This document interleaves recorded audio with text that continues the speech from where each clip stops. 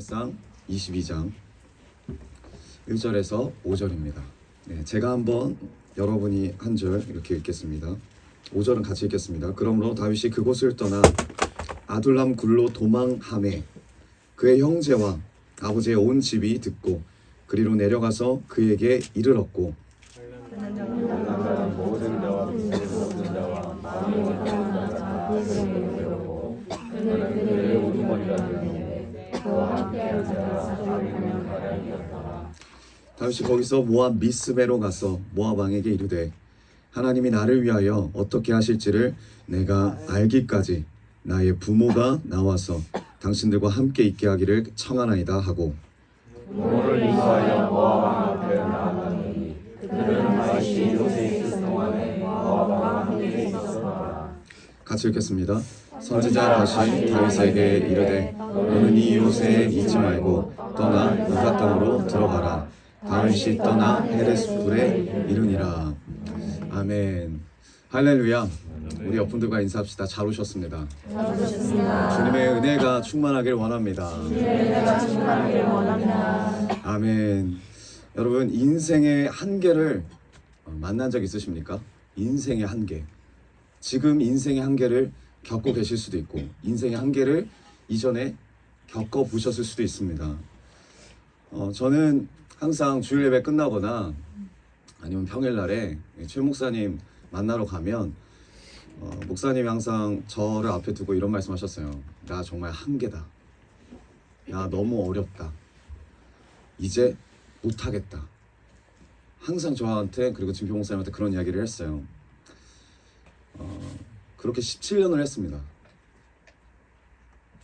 항상 교회에 문제가 있으면 전화해서 최소 40분, 최대 2시간, 아니요 3시간도 통화한 걸 본 적 있어요. 그 한 영혼한테 전화해서. 그리고 전화를 끊으면 목사님 정말 기진맥진해가지고 거의 막 쓰러지기 일부 직전인 거예요.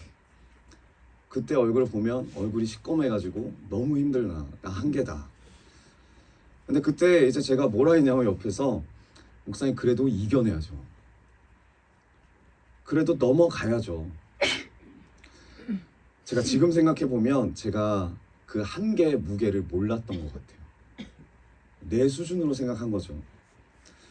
여러분, 오늘 본문에는 다윗의 이야기입니다. 다윗의 이야기를 읽으면 읽을수록 이렇게 한계를 경험한 사람이 없더라고요.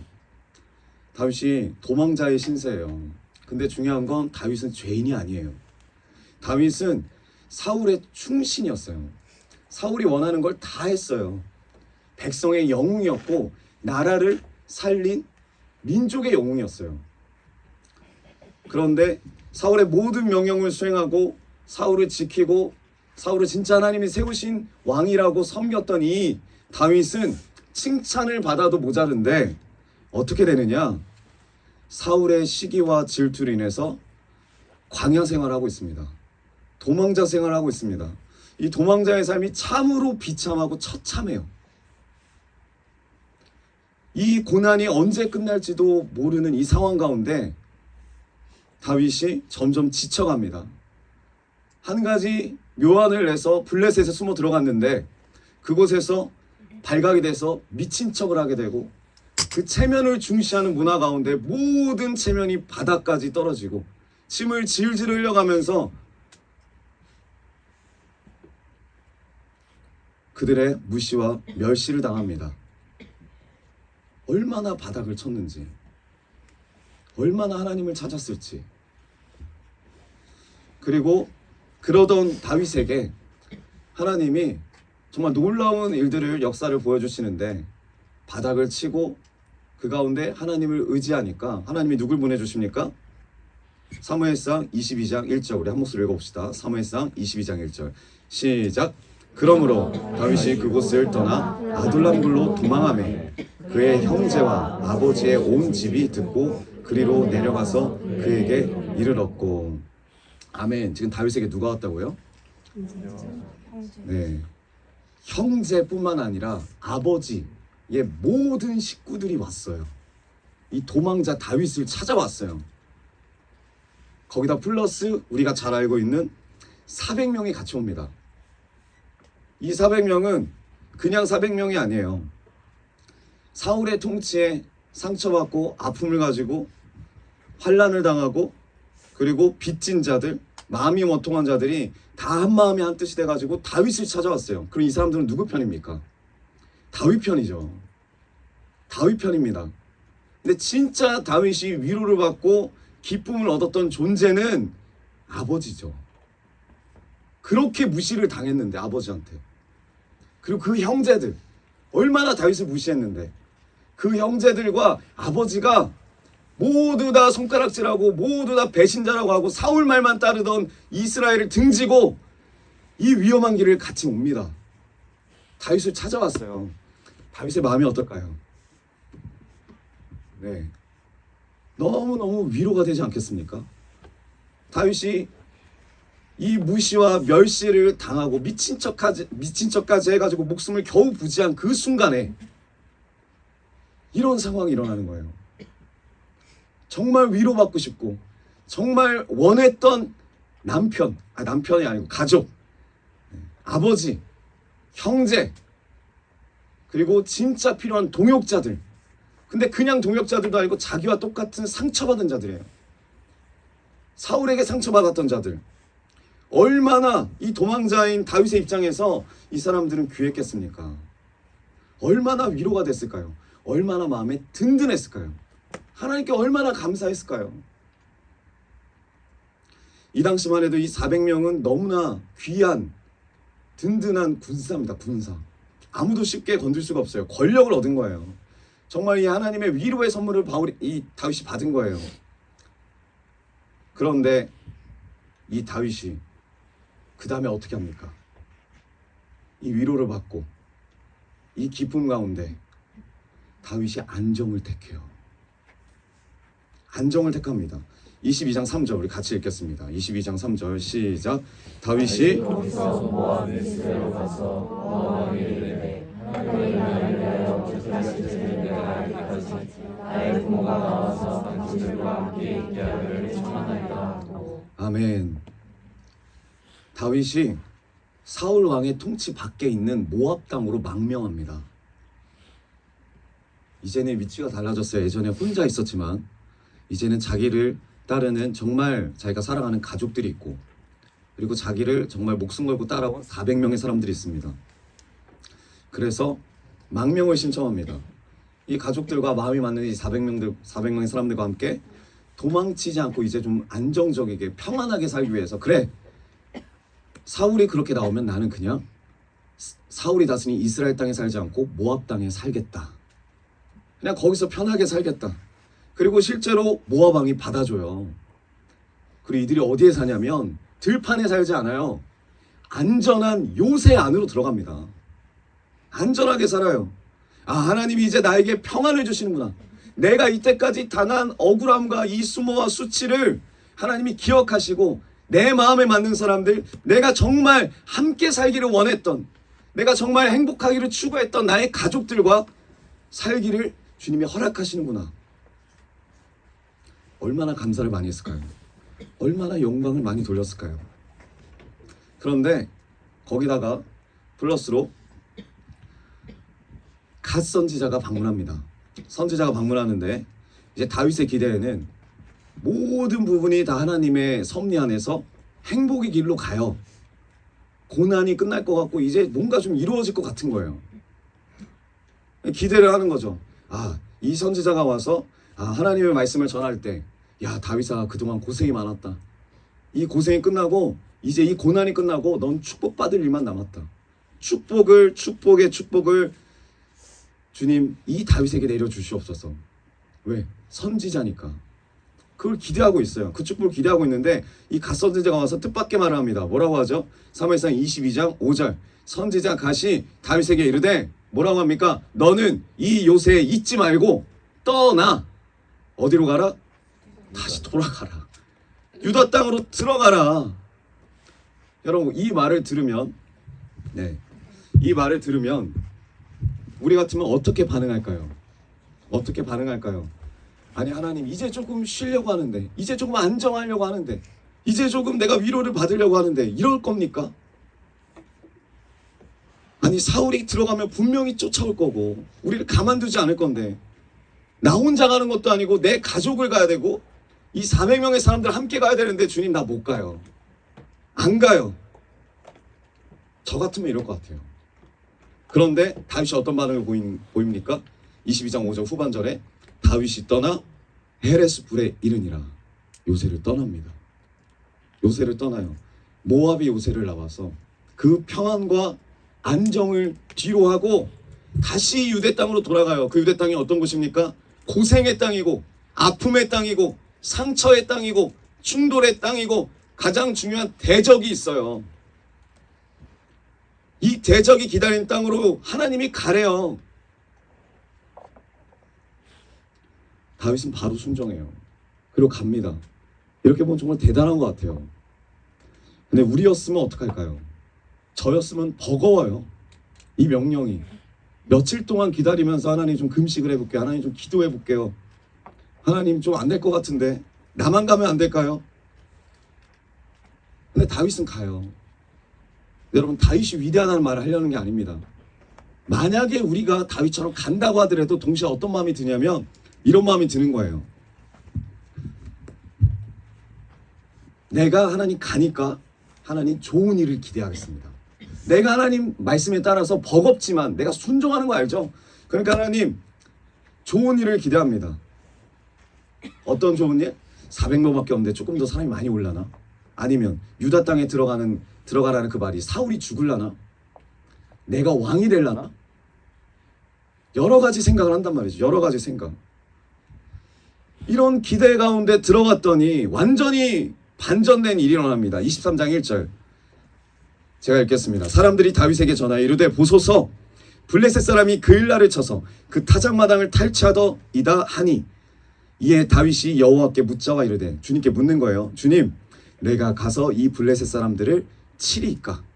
여호와께서 다윗에게 이르되 가서 블레셋 사람들을 치고 그일라를 구원하라.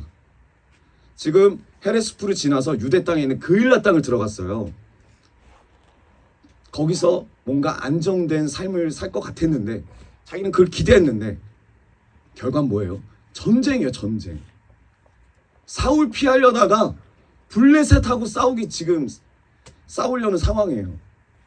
그래서 다윗이 주님께 물어보니까 주님이 전쟁하래요. 그일라를 구원하래요. 여러분 이렇게 보면 하나님이 다윗을 이끌어가는 게 절대 다윗이 편한 꼴을 못 보시는 것 같아요. 다윗을 가만두지 않으시는 것 같아요. 다윗이 행복한 거를 원하지 않는 것 같아요. 근데 이거보다도 더 위험한 게 기다리고 있죠. 여러분 이쯤 되면 같이 갔던 사람들, 그 믿음의 사람들, 마음이 맞았던 400명 사람들 마음이 어떨까요? 이게 다윗이 혼자만 있는 게 아니잖아요. 이 사람들 빚진 자들, 환난당한 자들, 억울한 자들, 이 사람들이 왜 다윗에게 왔어요? 사울하고 마주치고 싶지 않아서 왔거든요. 다윗을 찾아온 목적은 하나님 때문에 온 게 아니라 하나님이 세우실 왕국에 대해 관심이 있어서 온 것도 아니고 자기 때문에 왔어요. 자기 때문에. 자기가 미칠 것 같아서, 자기가 빚쟁이라서 환난을 피하려고, 안위하려고, 안정하려고. 근데 지금 다윗에 따라서 이 안전한 요새까지 들어갈 때는 좋았는데 하나님의 사람이 와서 뭐라 그래요? 다시 나오래요. 환난의 길로 가래요. 빚진 자의 길로 가래요. 다윗은 순종해서 왔다고 치지만 다윗을 따라오는 사람들이 쉽게 왔을까요? 여러분 이 사람들, 이 400명의 사람들 그리고 다윗을 따라왔던 그 가족들은 자기 목숨이 중요해요. 자기가 중요해요. 그래서 이 사람들에겐 너무나 큰 도전이고 너무나 큰 모험이고 두려움이고 그리고 위기예요. 다윗을 따라다니는 것 자체가 위기예요. 다윗을 따라다니는 것 자체가 다윗 입에서 한마디 한마디 나오는 게 한계예요. 여러분 예전에 우리가 스키장 간다고 할 때 우리 한계였잖아요. 유럽 간다고 할 때 한계였잖아요. 다음 세대 북한을 위해서 기도한다고 하고 거기 집회 참여한다고 할 때 사역자들 입에서 나오는 모든 것들이 한계였다라는 거. 왜? 우리의 목적은 나밖에 없으니까. 내 안전 때문에, 내 안위 때문에, 우리 가족의 유익과 이익 때문에 따라왔으니까. 여러분, 그럼에도 불구하고 하나님은 다윗을 통해서 이들을 구원하길 원해요. 하나님의 나라의 백성이 되길 원하고 이스라엘의 초석이 되길 원해요. 뭣도 모르고 따라오지만 이들이 다윗 옆에서 이 한계를 넘어가고 이 위기를 넘어가고 나를 넘어가고 가족을 넘어가고 그 넘어가는 게 얼마나 어려울까요? 요새 나오는 것도 얼마나 반대가 심했겠습니까? 유대 땅에 들어가는 것도 말도 안 되는 거죠. 근데 이제는 전쟁하래요. 다윗은 결단해요. 전쟁하기로 결단합니다. 가장 친했던 사람들이 이제 다 적인 거예요. 뭐만 하자 그러면 다 반대하는 거예요. 이 엄청난 비판과 비난을 받으면서 다윗은 결단해요. 주님 말씀대로 전쟁하겠다고. 뭐라고 할까요? 그 사람들이. 야, 네가 사울과 다를 게 뭐냐? 우리를 죽이려고 여기까지 데려왔는데 이스라엘 백성들이 광야에서 했던 말 똑같이 하는 거예요. 모세처럼. 너가 우리 뭐 왕이나 되는 줄 아냐? 여러분, 저는 이 본문에서 다윗이 정말 한계를 경험했다고 생각합니다. 한계를 경험했다고 생각해요. 혼자 있을 때, 그렇게 외로울 때, 아, 주님, 나 너무 외로워요. 주님, 나와 마음이 맞는 사람들 붙여주면 얼마나 좋겠어요. 주님, 나의 가족들이 너무나 보고 싶어요. 왔는데 처음은 좋았는데 가면 갈수록 한계를 경험해요. 결국 전쟁을 합니다. 그리고 어떻게 돼요? 전쟁 이겨요. 여러분, 이긴 게 중요한 게 아니에요. 이겼음에도 불구하고 이 당시 때는 총로 싸우는 게 아니잖아요. 가서 부딪히며 싸우는 거잖아요. 400명이 가서 싸웠어요. 400명이 다 살아서 왔을까요? 다친 사람도 있고 죽은 사람도 있었을 거예요. 완벽한 승리는 없어요. 분명히 누군가는 희생을 했고 다쳤고 죽었다라는 거죠. 그럼 반대했던 사람들이 어떻게 반응할까요? 애초에 요새를 나가지 말자 했지 않냐? 유다 땅 들어가지 말자고 하지 않았냐? 블레셋과 전쟁하지 말자고 하지 않았냐? 이겼으니까 좋은 거 같냐? 내 가족이 다쳤는데, 내 가족이 죽었는데 뭐밖에 없어요? 나밖에 없고 내 가족밖에 없고 내 아내밖에 없어요. 근데 분명한 건 뭐냐면 다윗이 만약에 유대 땅으로 돌아오지 않고 요새를 나오지 않고 이 모압에만 있었다면 죽을 사람 없어요. 이 400명이 그리고 다윗이 자기가 사랑하는 가족들과 마음이 맞는 이 부하들과 안락하게 삶을 살았을 수도 있어요. 근데 하나님의 뜻이 그게 아니래요. 그럼에도 다윗은 하나님의 말씀에 순종했습니다. 근데 참 놀라운 게 뭐냐면 말씀에 순종하고 이 말씀에 헌신하면 헌신할수록 나의 현실은 다윗의 현실은 상처만 받아요. 가장 믿었던 사람들한테. 삶이 침체되고 삶이 무너지는 것 같고 내 인생이 손해되는 것 같고 내가 이때 동안 뭘 위해 살았나. 그리고 함께 있는 공동체가 말씀 따라 순종해 가는데도 불구하고 계속 어떻게 돼요?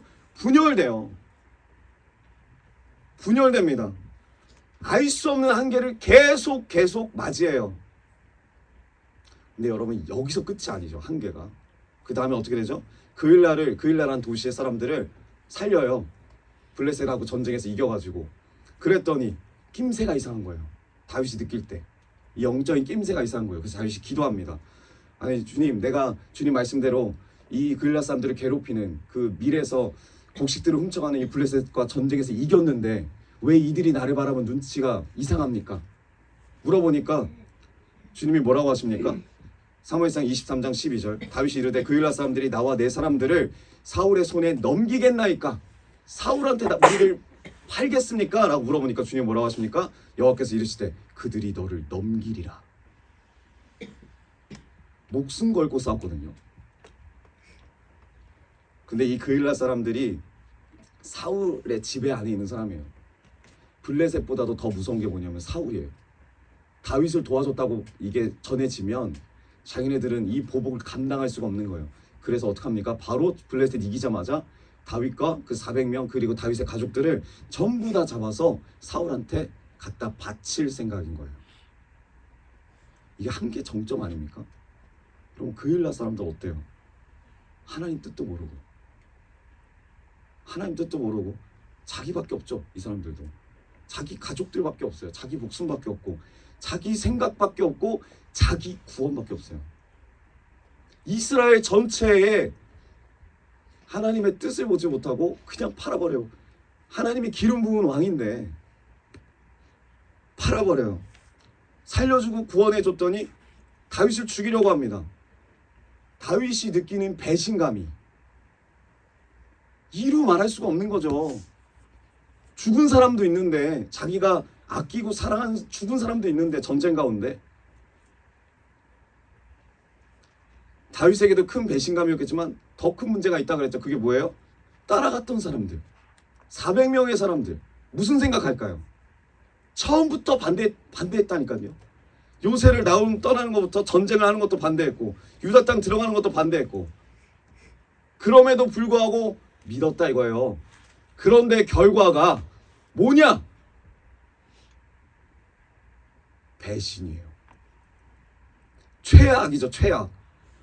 여러분, 이 배신이 다윗의 입지를 얼마나 흔들렸을 건지 여러분 생각해 보십시오. 누가 따르겠어요, 다윗을? 이제 리더로서의 권위와 지도력도 문제지만, 너 정말 하나님과 관계하는 게 맞아? 네가 믿는 하나님이 우리가 아는 하나님이 맞아? 공격하지 않겠습니까? 얼마나 힘듦을 겪을까요? 옆에 있는 사람들도 자기밖에 없고, 그 일나 사람들도 자기밖에 없어요. 자기 목숨밖에 없어요. 자기 가족 지키는 것밖에 없어요.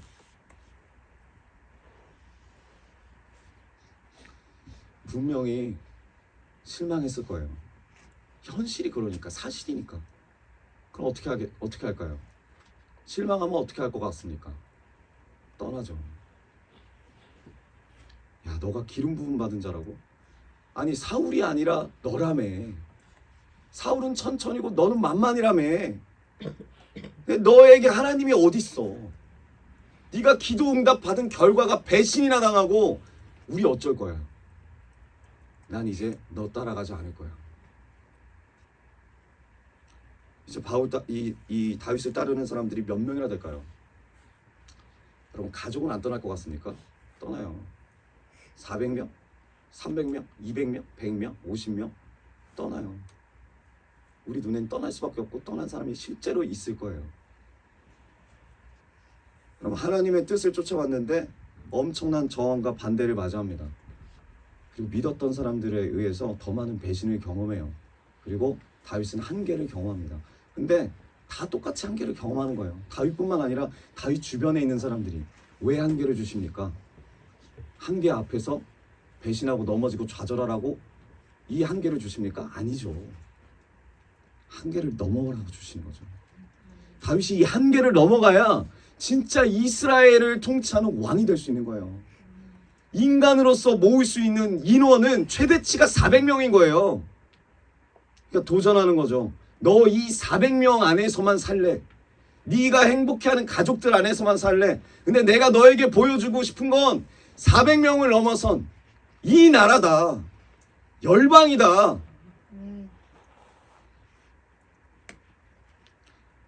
다윗도 어려웠겠지만 따라가는 사람들은 얼마나 더 어려웠을까요? 하나님의 비전을 보지 못하고 하나님 뜻에 관심이 없다는 거죠. 눈이 열리지 않은 거예요. 자기 목숨밖에 없고 내 가정밖에 없고, 결국은 어떻게 됩니까? 함께 갈 수가 없어요. 안타깝지만 함께 갈 수가 없습니다. 여러분, 우리 교회가 적어도 15년입니다. 최소. 길게는 17년, 18년 될 거예요. 제가 우리 교회 안에서 많은 사람을 만났어요. 많은 분들을 만났습니다. 그리고 항상 느낀 건 뭐냐면, 지금도 우리도 마찬가지지만 우리 교회 안에서 많은 한계를 경험해요. 지금도 경험하시잖아요. 팀장 2개 만났을 때, 2개 됐을 때 2024년에 저는 행복해서 그런 줄 알았는데 그게 아니고 한계라, 한계. 그리고 찬양 인도자 이제 새로 뽑혀갖고 이제 승연자매 됐을 때 저는 몰랐는데 여기서 울고 있다고 하더라고요. 힘들다고, 너무 어렵다고. 여러분, 이뿐만이 아니에요. 우리 친구도, 어린 친구들도 한계를 경험할 거 아니에요. 그렇죠? 항상 경험해요. 한계를. 제가 많은 분들을 만나고 그 많은 분들의 한계를 봤습니다. 같이 한계를 넘어서서 여기까지 오신 분들이에요. 여러분들은 얼마나 감사해요. 여러분 한계가 없었습니까? 교회 나가고 싶고, 아니면 내가 다 때려치우고 싶고, 내가 이 가정, 이 자녀 다 박살내고 싶고, 한계가 다 있었단 말이에요. 근데 그 한계를 경험하고 넘어서 주님의 은혜 안에서 여기까지 오신 거예요. 근데 이 한계를 넘지 못하신 분들은, 따라오지 못하신 분들이 분명히 있다라는 거예요. 근데 그냥 있지 않죠. 다윗 옆에 있었던 사람들 마음이 맞았어요. 처음부터 반대하는 사람이 아니었다고요. 그런데 지금 없잖아요. 우리 교회에 오시는 분들이 다 한계 가운데 있습니다. 이유들이 있죠. 남편 때문에 오신 분도 있고, 자녀 때문에 오신 분도 있고, 물질 때문에 오신 분도 있고, 결혼 때문에 오신 분도 있고, 왕따 당해서 오신 분들도 있고. 시작은 다 이 땅에서 시작해요. 이 땅의 것으로 시작해요. 그리고 그거 갖고 기도하고. 근데 하나님이 우리를 부르신 목적은 이 땅의 게 다가 아니라는 거죠. 분명해요. 하나님의 백성으로 우리를 세우기 위함이고, 하나님의 나라를 세우기 위함입니다.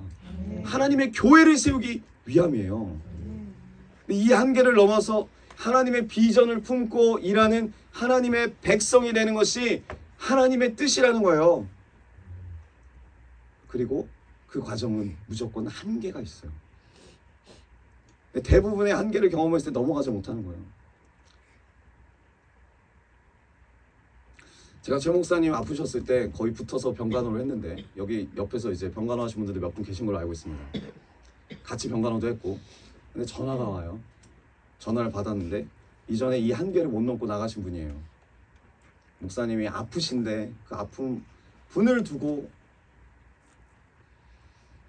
자기 남편, 자기 자녀, 왜 기도했는데 이거밖에 안 됩니까? 제가 너무너무 화가 났어요. 너무너무 화가 났어요. 와, 10년 넘게 훈련받은 사람이 결과적으로는 하나님의 비전 관심 없고 목적도 없고 자기밖에 없구나. 화가 너무 많이 났는데 제가 뭐라고 말을 못한 이유가 뭐냐면, 저도 나밖에 없거든요. 목사님 병간호하는 게 너무 힘들어가지고 너무너무 힘들었어요. 근데 그 모습이 나랑 똑같은 거예요. 이 교회를 이끌어가도 이 부담감과 이 짐이 너무너무 힘든 거예요. 무겁고. 나밖에 없는 거예요. 내가 뭐라 할 수가 없더라고요. 내 모습이니까. 그게 더 직면되면 직면될수록 힘이 없더라고요.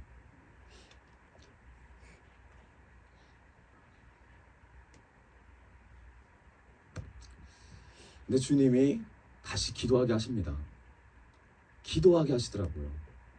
그래서 월요일날 이 자리 나와서 하나님 앞에 기도를 했어요. 똑같은 말 하고 있더라고, 목사님하고. 한계입니다. 하나님, 한계입니다. 너무너무 한계입니다. 제가 이 한계를 너무 쉽게 생각했습니다. 주님, 제가 교만했고 너무 나밖에 없었습니다. 제가 저밖에 없습니다. 주님의 뜻에 관심 있다 말하지만 저도 제 아픔과 제 상처와 저밖에 없습니다. 주님, 이 한계를 넘어서 하나님의 비전을 받기 원합니다. 하나님의 뜻을 쫓아가기 원합니다. 하나님의 한계를 주시는 것은 좌절하고 낭만하는 게 아니라 한계를 넘어가는 거라면서요. 주님, 힘을 주십시오. 주님, 힘을 주십시오. 그리고 우리 성도님들에게 힘을 주십시오. 기도했어요. 그리고 이제 진표 목사님이 오셔가지고 이제 같이 기도하자라고 하는데, 그때까지 너무 힘이 없는 거예요. 그래서 기도를 이제 맡기고 저는 이제 집으로 갔습니다. 가서도 아무것도 못 먹었어요. 하루 종일. 씨름하면서 하나님 너무 힘듭니다. 하나님 한계입니다. 그때 주신 말씀이 이 말씀입니다. 사무엘상 말씀을 읽어보라고 하는데 아니 이게 무슨 관계지? 읽으면 읽을수록 이 한계 가운데 넘어가는 사람들의 모습이 보이는 거예요.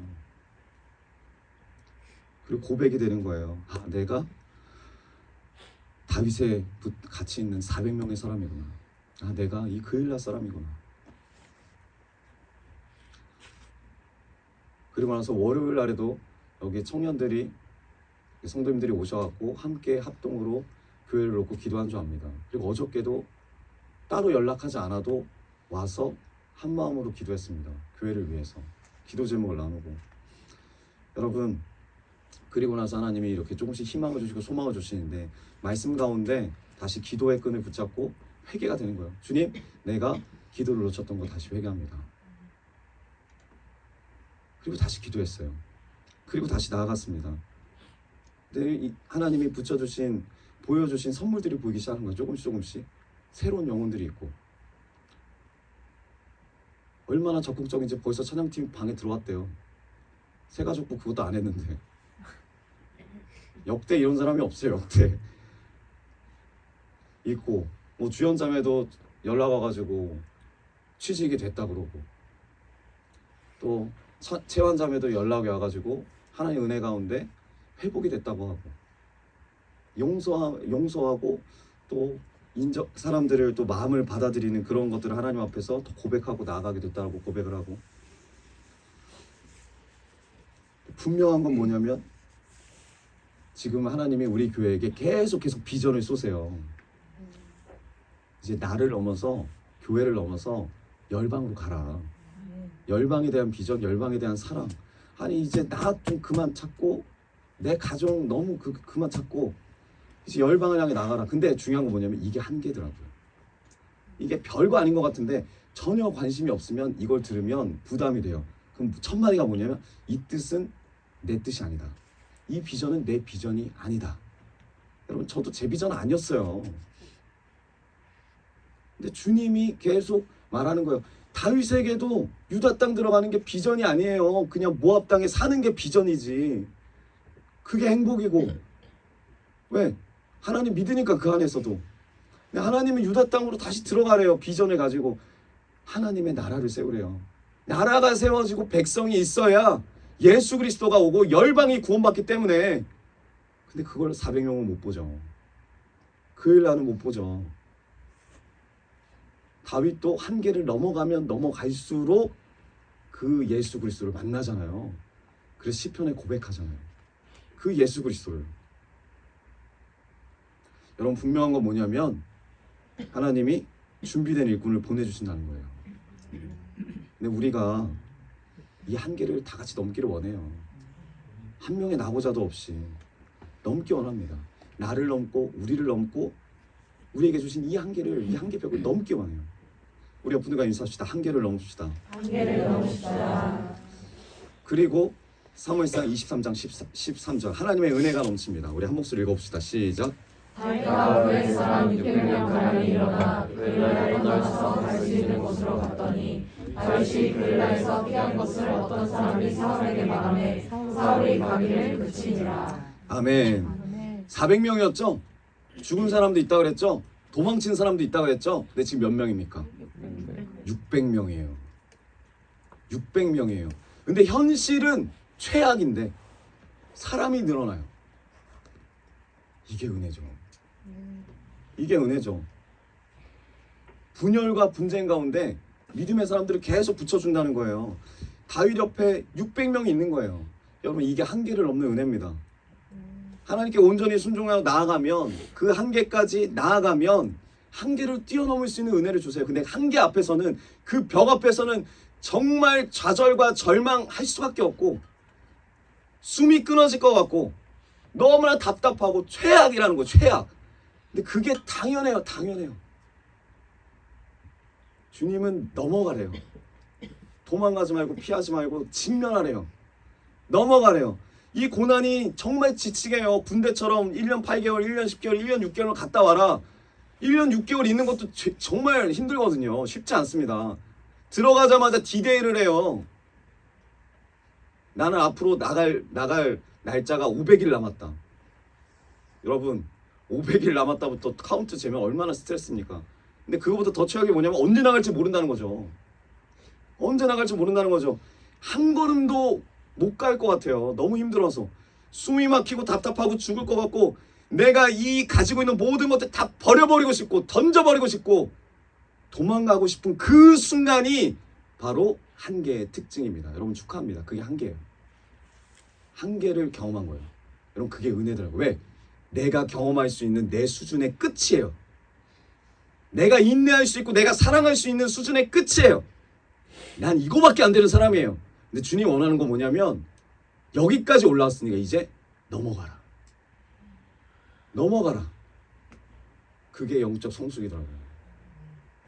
넘어갈 수 있는 기회예요. 이건 기회입니다. 근데 여러분 이 한계를 경험하면 제 입장에선 제일 먼저 하는 일이 뭐냐면 섭섭해요. 그렇게 하나님 앞에 너무 섭섭하고 주변 사람들 그렇게 너무 섭섭하고 이 다윗 안 섭섭했겠어요? 이 400명한테 그일라 사람들한테 그 원망해요. 하나님을 그 주변 사람 다 원망하고. 근데 여러분 그럴 때 기억하셔야 되겠습니다. 기억해야 될 게 있어요. 그게 뭐냐면 하나님이 다윗을 미워하십니까? 하나님이 다윗을 미워하십니까? 사랑하십니까? 사랑하시니까 이 기회를 주시는 거예요. 이 은혜를 주시는 거예요. 여러분 아브라함이 미워가지고 하나님이 너 좀 생고생 좀 해봐라. 너 하나님 거기서 살 것이 아니야. 너 좀 광야 생활해보고 평생을 한번 텐트 생활 한번 해봐. 아브라함 생고생 시키려고 데려온 거 아니에요. 사랑하니까 선택해서 데려온 거예요. 근데 아브라함 입장에서는 처음 고난이죠. 여러분 요셉 보세요. 요셉 채색 옷 입고 얼마나 왕자처럼 살아요. 근데 하나님이 그 요셉 채색 옷 입고 왕자처럼 사는 요셉이 미워서 종살이로 보내버립니까? 아니요. 사랑하시고 이 요셉을 통해서 이스라엘 백성들이 살아야 되고 이 이스라엘 백성들을 통해서 다윗이 나오고 다윗을 통해서 예수 그리스도가 나올 것 같으니까 선택한 거예요.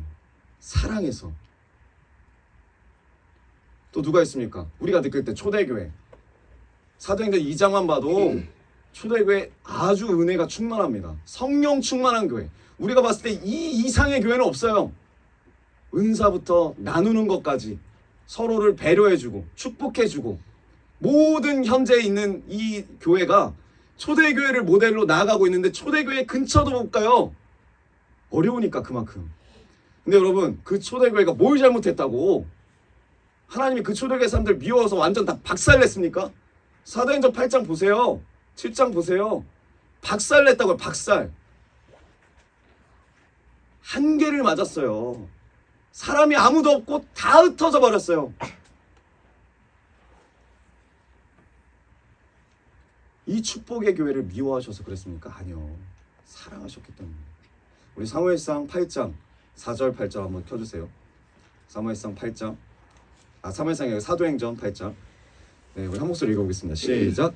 이 사람들이 주를 다니며 우리의 말씀을 전할세. 8절. 네.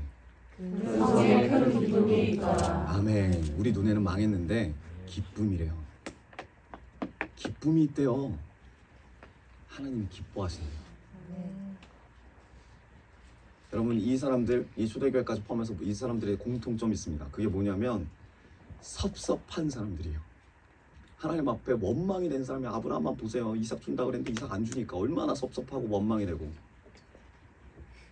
그리고 극한의 한계를 경험한 사람들. 한계를 경험한 사람들이에요. 왜 하나님께서 이 믿음의 선진들을 극한의 한계로 모르셨을까요?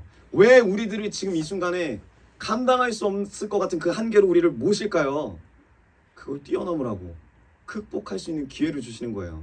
이 한계를 경험해야 지금 나를 넘어갈 수 있지. 경험하지 않으면 넘어갈 수가 없어요. 그 너머에 있는 걸 보래요. 주실 축복을 보래요. 주실 비전을 보고 주실 은혜를 보래요. 그걸 만나래요. 여러분 그래서 중요한 게 있습니다. 한계를 경험할 때 반응이 정말 중요하더라고요. 반응. 제가 경험해보니까 그냥 여기 쓰러지면 아무것도 못 먹고 그냥 그렇게 굶어 죽더라고요. 힘도 없고 누구 만나고도 싶지 않고. 이 반응이 뭐가 필요하냐? 영적 열망이 필요해요. 의지가 필요합니다. 주님이 이루실 일들에 대한 내가 알고 싶고, 그리고 그 주님이 원하시는 그 비전대로 내가 살고 싶고, 내가 지금 못 살고 힘들어도 내 한계여도 내가 주님 이 한계를 넘기 원합니다. 넘게 해주세요. 넘어가길 원합니다. 여러분 대통령만 봐도 대통령 거론되는 사람 엄청 많아요. 근데 결과적으로 대통령 되는 건 누구냐? 하나님이 시켜주신 분들이 되겠지만, 하나님 앞에 주님 내가 이 나라를 위해서 대통령이 되기 원합니다. 열망하고 이 영적 열망이 있고 영적인 의지가 있어야 되는 거죠. 나는 그것도 없는데 알아서 시켜주세요. 되면 감사하고 안 되면 섭섭하고. 안 돼요.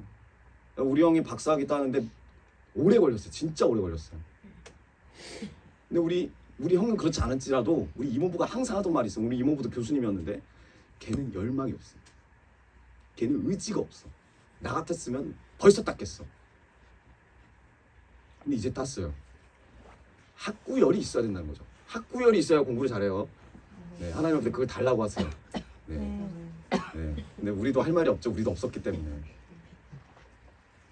영적 열망과 영적 의지가 없으면 얻을 수가 없어요. 이 한계를 넘어갈 수가 없어요. 이 한계 가운데 우리가 믿음으로 반응해야 돼요. 믿음으로 반응해야 돼요. 위대한 인생으로 이끄는, 이게 출발점이구나. 주님이 원하시는 이 인생으로 이끄는 기회구나. 난 너무 힘들지만 주님 감사합니다. 이게 내 한계군요. 이쯤 되는 게 내 한계군요. 넘어가고 싶어요. 너무 힘든데 주님 넘어가고 싶어요. 여러분 제가 보니까 위대한 것을 가로막는 것 중에 가장 위험한 게 뭐냐면, 주님이 우리를 향해서 좋은 거를 원하지 않아요. 위대한 걸 원합니다. 위대한 계획이 있어요. 좋은 계획이 아니고 위대한 계획이에요. 근데 위대한 계획을 막는 게 있어요. 그거는 나쁜 게 아니에요. 최악이 아니에요. 위대한 계획을 막는 건 뭐냐면, 그럭저럭 괜찮은 거, 안정된 거, 그리고 편안한 삶이 위대한 계획을 막더라고요. 위대한 계획을 막아요. 하나님이 계획하신 위대한 삶으로 나아가지 못하게 막아요. 야, 너 위험하지 않겠냐? 그냥 이대로 있는 게 낫지 않겠냐? 분명히 한계를 주시는데 머뭇거릴 수밖에 없는 편안한 삶이 눈앞에 있어요. 그럼 한계 못 넘어요. 100% 못 넘습니다. 다윗도 마찬가지예요. 이 400명이 따르는 족장 얼마나 안전합니까? 거기다가 이 안전한 배경에다가 보장까지 돼 있는 거예요. 최선을 다해서 가족들도 다 왔고, 그리고 요새 안에 있다는 거예요. 요새 안에. 다윗이 정말 원했던 삶이에요. 다윗은 욕심이 없어요. 그러니까 이게 좋은 삶이죠. 우리가 느낄 때 좋은 삶. 굿인 거죠. 굿. 근데 하나님은 이 좋은 삶이 아니에요. 원하는 거. 그레이시예요. 위대한 삶. 위대한 삶. 여러분 아브라함은 좋은 거 원했어요. 그래서 선택한 게 뭡니까? 이삭 안 주니까 이스마엘. 누가 봐도 좋아요. 아들까지 낳고. 근데 주님은 이스마엘 아니래요. 여러분 우리가 바닷가에 있는데, 떠 있는데, 표류를 하고 있는데 물이 없다고 바닷물 먹으면 됩니까? 아니에요. 물은 물인데 바닷물 먹으면 죽어요. 이 모압의 요새가 다윗에게 해답이 될 수가 없는 거예요. 다윗의 눈에는, 이 400명의 눈에는, 가족들의 눈에는 좋아요. 근데 그레이스는 아니라는 거죠. 하나님이 원하시는 뜻이 아니에요. 근데 중요한 건 뭐냐면, 주님은 좋은 삶을 용납하지 않으세요. 우리 눈에 좋은 삶 얼마 못 갑니다. 박살나요. 왜? 하나님은 원하신 계획이 있으니까. 만약에 다윗이 이 400명의 우두머리로 만족했으면 지금 예수 그리스도가 없어요. 근데 다윗은 이 400명의 우두머리로 만족하지 않습니다. 여러분 왜 우리는 이 400명의 우두머리로 만족하려고 합니까? 제가 그렇거든요. 제가 딱 2024년 시작할 때도 2023년과 같은 마음이 있는 거예요. 이 정도 한계면 되지 않을까? 너무 힘들었는데 2023년 이 정도만 머무르면 되지 않을까? 하나님 아니에요. 하나님 아니에요. 계속 한계로 나를 모세요. 모시고 뭐라면 자기를 신뢰하래요. 자기를 신뢰하래요. 믿음을 가지래요. 그리고 주변에서 하나님 보내주신 사람들의 말을 듣고 그 말이 정말 가시 같거든요. 나도 최선을 다하고 있는데 어쩌라는 거야? 그 말이 꼭 나를 또 넘어가라는 것 같아요. 왜 내 상처를 몰라주지? 내 마음을 몰라주지? 내가 얼마나 힘든데 지금 이 상황에서 내 가족이 다쳤고 이 전투를 하면서 내 가족이 죽었고 이거는 위로 안 해주고 왜 계속 몰아치는 거야? 사랑하니까. 여러분 선지자 갓을 사랑할 줄 알아야 되더라고요. 우리 진표 목사님이 우리 교회를 위해서 정말 열심히 기도합니다. 정말 열심히 섬기고 세우고 있어요. 하나님의 교회를. 나를 도와주는 게 아니라 가족을 도와주는 게 아니라 교회를 세워요. 근데 여러분 때로는 제가 이런 말 한 적 있어요. 좀 살살 말해. 나 너무 힘들어요. 목사님 나 너무 힘들어요. 상처가 돼요. 여러분들에게 말하는 것보다도 물론 여러분들에게 더 사랑으로 대하겠지만 저한테는 정확하게 이야기를 합니다. 목사님 이거 놓고 기도하셔야 됩니다. 목사님 이 다음은 어떻게 할까요?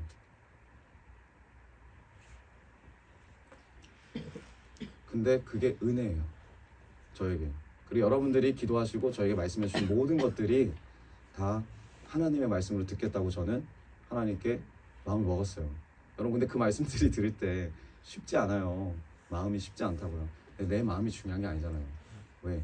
이 아픈 걸 넘어서 한계를 넘어가야 되니까. 여러분 주변에 영적인 말들을 해주신 분들이 있다면 그분들 사랑하십시오. 적으로 두지 마세요. 사랑하세요. 하나님이 붙여주신 선물입니다. 사랑하시고 하나님 안에서 내 한계를 넘어가겠다고 계속 고백하세요. 우리에겐 성장통이 있어야 돼요. 성장통이 있어야 잘합니다. 한계가 있어야 부딪혀야 우리가 그걸 넘어가요. 한계가 있고 성장통이 있다는 건 뭐냐면 우리의 이 믿음의 그릇이 너무 좁아가지고 계속 부딪히고 깨지고 그래야 믿음의 그릇이 넓어져요. 넓어지려면 아파요. 박살나야 넓어지니까. 또 박살나야 넓어지니까. 여러분 우리 글로비전 교회 하나님이 주시는 놀라운 비전이 있고 놀라운 사랑이 있고 놀라운 은혜가 있습니다. 그리고 우리가 지금까지 수많은 한계를 깨고 오신 줄 믿어요. 근데 중요한 건 뭐냐면 나만 깨고 온 게 아니라 내가 깨므로 인해서 내 뒤에 따라오는 다음 세대들이 그 다음의 한계를 갈 수 있는 거예요.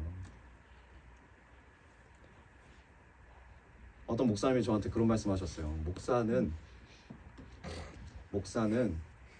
계속 하나님께 가야 한다. 제가 어떤 말을 했었냐면 이제 대학원이 끝났어요. 이제 목사 안수를 받았어요. 이제 따로 공부 안 해도 될 것 같아요. 헬라어도 했고 히브리어도 했고 제가 할 만큼 다 했어요. 그건 너가 한 거고 하나님 옆에 계속 가야지. 왜 가야 되냐? 사역자들이 가는 만큼 성도들이 가니까. 사역자가 뚫어야 성도들이 그 뚫은 만큼 나아가니까. 근데 사역자가 머무르면 성도들도 머무른다는 거죠. 여러분 제가 머물렀습니다. 그래서 주님 앞에 회개를 했어요. 정말 많이 회개를 했습니다. 여러분 우리가 다시 주님 앞에 나아가길 원해요. 제가 느낄 때는 이제 마무리를 짓겠습니다. 제가 느낄 때는 나를 한계로 몰아치는 이 상황들 그리고 이 형편의 소리들이 너무 큰 절망이에요. 근데 이 절망 가운데 제가 얼마나 하나님 앞에 원망하고 힘들어했는지 몰라요. 근데 이 말씀을 하나님 주셔서 이 말씀을 읽어보고 기도 가운데 하나님이 뭐라고 말씀을 이렇게 마음을 주시냐면 하나님의 진짜 마음은 나를 죽어라 해갖고 이 한계로 몰아가는 게 아니라 사랑한다. 내가 너를 너무 사랑한다. 내 아들아 내가 너를 여기로 모일 수밖에 없는 이 뜻을 네가 알았으면 좋겠어. 너 많이 힘든 거 내가 알아. 너 정말 이게 한계인 거 알아. 너 상처 많이 받은 거 알아. 하지만 그래야 네가 나의 뜻을 봐. 그래야 네가 예수 그리스도의 삶을 살 수 있어. 그래야 네가 나의 비전을 품은 자로 살 수 있어. 내 사랑하는 아들아, 내 사랑하는 딸아, 나의 마음을 알아라. 이게 주님의 애절한 절규이자 사랑의 속삭임이더라고요. 여러분 이 속삭임을 이 한계 가운데 우리가 경험하기 원합니다. 마음에 받아들이기 원합니다. 우리 옆분들과 선포합시다. 우리 앞에 있는 한계를 함께 넘어갑시다.